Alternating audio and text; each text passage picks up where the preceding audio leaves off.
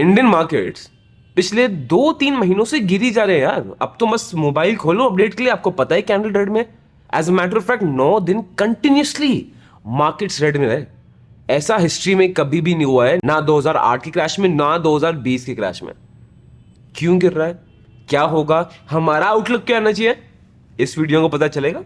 चलिए।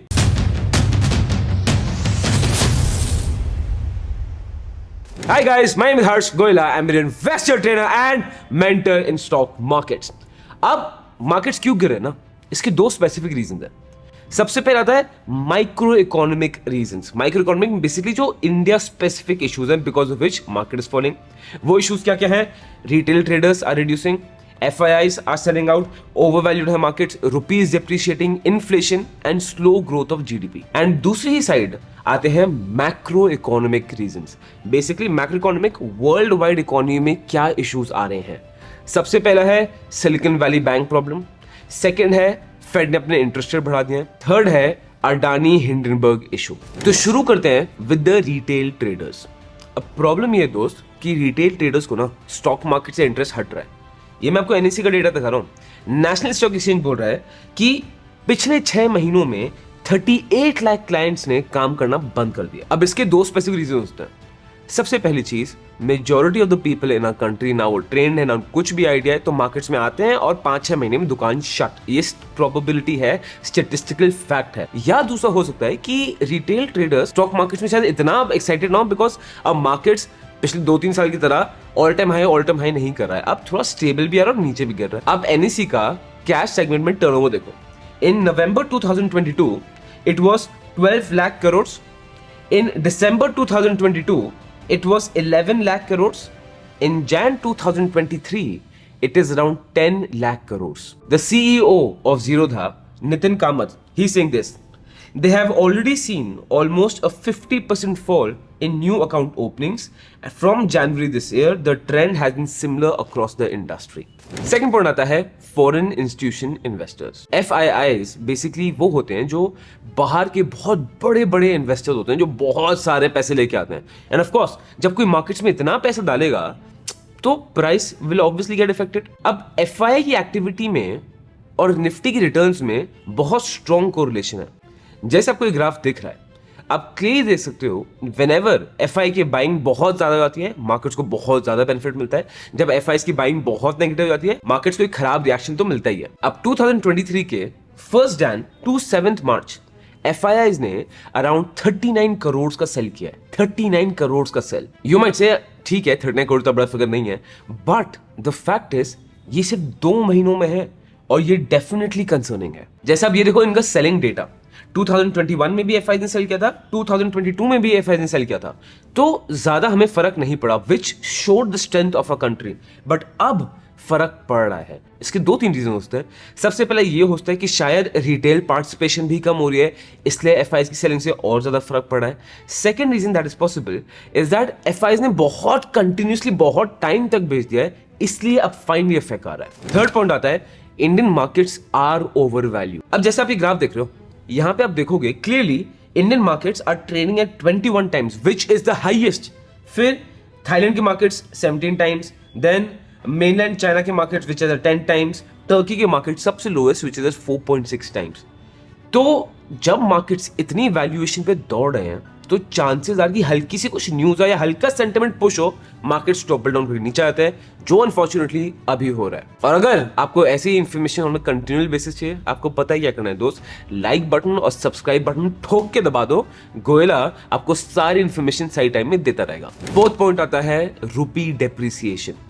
अब जैसे आप एक ग्राफ देख सकते हो, rupee has depreciated by 10% against the dollar और ये सबसे ज्यादा है compare to all the Asian currencies like Chinese won, Philippine peso, Indonesian रुपया।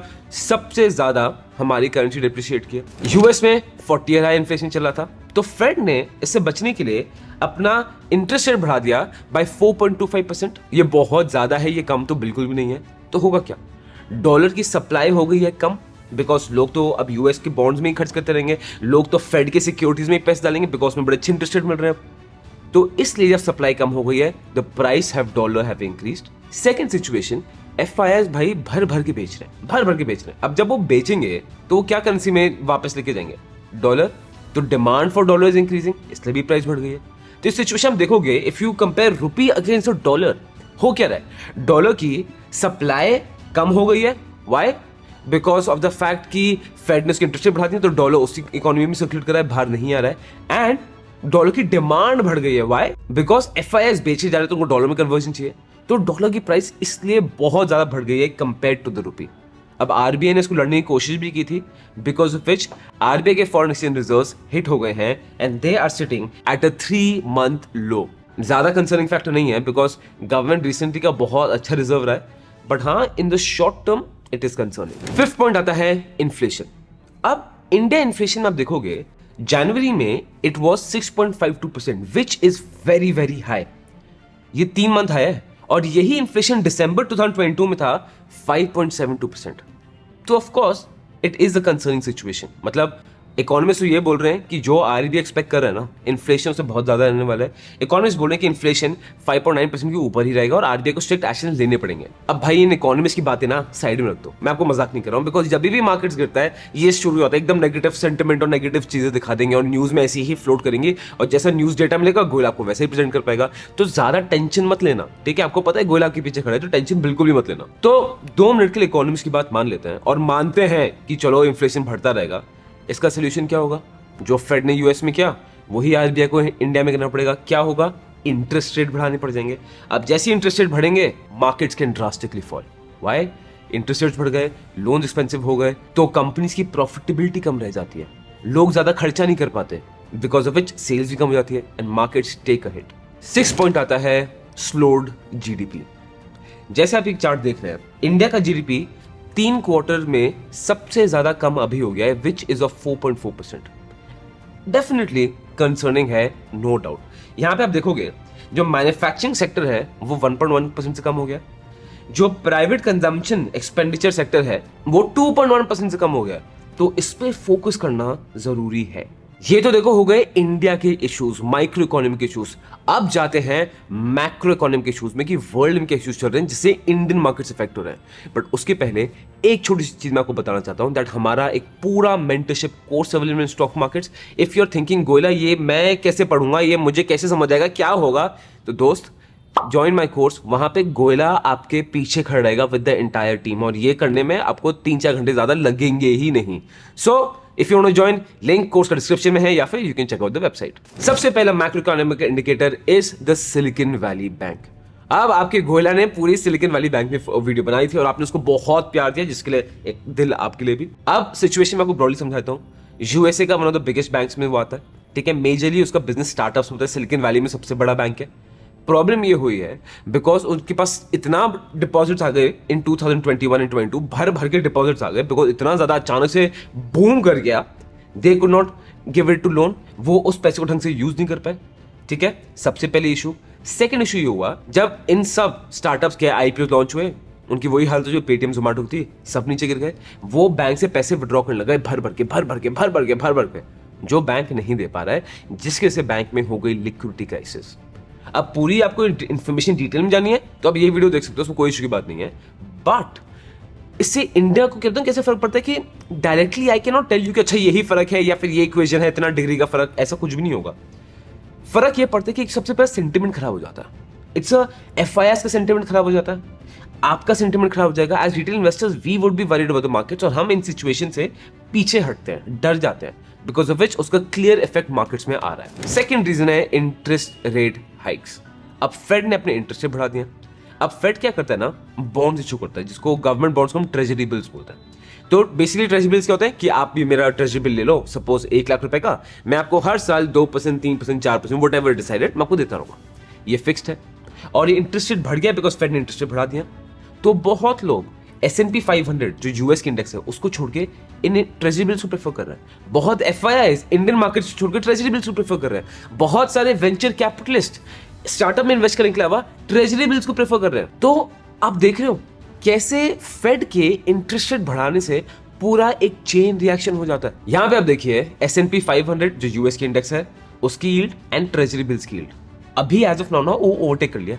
तो कोई भी सेंसिबल आदमी क्यों स्टॉक मार्केट पैसे डालेगा जब ट्रेजरी बिल्स में आपको एकदम सेफ तरीके से बेटर इंटरेस्ट रेट मिल रहा है। अब आपने लाइक और सब्सक्राइब तो कर जाओगे, इतना तो मुझे आप पे भरोसा है, बट इसके आगे कौन से स्टॉक को आप चाहते हो मैं एनालाइज करूं, वो टॉपिक्स और स्टॉक्स नीचे लिखो। जो स्टॉक सबसे ज्यादा कॉमन होगा उसकी एनालिसिस इस चैनल पे 100%। लास्ट प्रॉब्लम है Adani, Hindenburg, George Soros. Directly Adani is not India. चलो let's be clear, Adani India नहीं है। हाँ, we are proud of him. I specifically is the first general entrepreneur जिस लेवल तक पहुंचे हैं। हाँ, डेट बहुत ज्यादा है, वो सब है, बट स्टिल यार मतलब इट्स ग्रेट टू सी एक Hindustani businessman doing so well, becoming the second richest man. It's a dream come true, to be very honest. So I respect him and at the same time I don't feel कि if you question Adani तो पूरे India पे question उठ जाता है। वो majority of us also believe ऐसा नहीं होता, राइट? बट इससे प्रॉब्लम क्या है ना, हिंडनबर्ग अटैक से एक बहुत नेगेटिव सेंटिमेंट आ गया।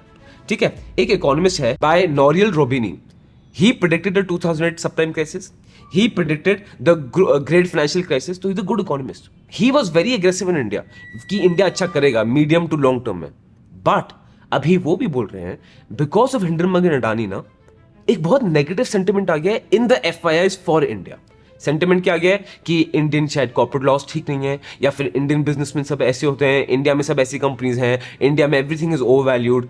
तो एक बहुत नेगेटिव चीज क्रिएट हो गई है और ये हमें चार्ट्स में भी दिख रहा है। As you can see here, जो मार्केट कैपिटल इरोजन आप देखें 2023, जब अडानी की रिपोर्ट आई थी उसके बाद से वो नीचे गिरता आ रहा है। इसका मतलब ये नहीं सिर्फ अडानी पे अटैक हो रहा है, एक इसका बॉल पाक होता है कि एक सेंटिमेंट खराब हो जाता है कि ये क्या हो रहा है, क्यों हो रहा है, which definitely needs to get solve. मतलब हिंडनबर्ग ने अडानी को इफेक्ट किया ना किया वो अलग डिबेट है, बट हिंडनबर्ग ने ना इंडिया की रेपुटेशन को और इंडियन मार्केट्स और इंडियन कॉर्पोरेट्स की रेपुटेशन को बहुत बुरी तरह पीट दिया है इन द इंटरनेशनल मार्केट्स। और आपको पता है सबसे स्कैरी सिचुएशन क्या है? ना ये 2008 की क्रैश में हुआ है, ना ये 2020 की क्रैश में हुआ है कि इंडियन मार्केट्स 4 महीने तक कंटिन्यूसली गिर जाए। ऐसा कभी हुआ ही नहीं है, मैंने तो आज तक नहीं देखा यार, टू बी वेरी ऑनेस्ट। और ये होगा तो इट इज शॉकिंग। सबसे पहली चीज 9 डेज कंटिन्यूसली तक मार्केट्स गिरे, इट इज शॉकिंग। एंड आप देखोगे कि दिसंबर में मार्केट्स नीचे बंद हुए, जनवरी 23 में मार्केट्स नीचे बंद हुए, फरवरी 23 में मार्केट्स नीचे बंद हुए, और अगर मार्च में भी मार्केट्स नीचे बंद हो गए ना, इट इज कंसर्निंग। मेरे हिसाब से डाउ थ्योरी तो सेल दे देगा और उसमें मैं पूरी वीडियो बनाने वाला हूँ जैसे अगर मार्केट्स बंद हो गए, बट आई एम होपिंग ऐसा ना हो।